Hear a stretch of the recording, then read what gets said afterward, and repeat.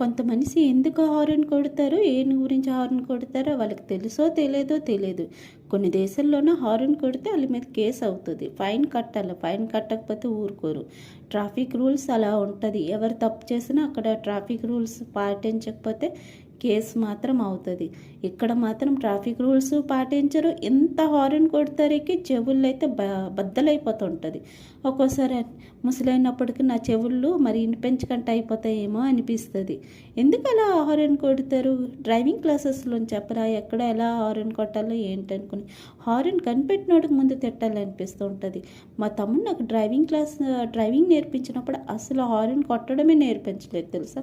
అవసరమే లేదు, ఇంతవరకు యాక్సిడెంట్ కాలేదు, చక్కగా నీట్గా వెళ్ళి వస్తుంటాను.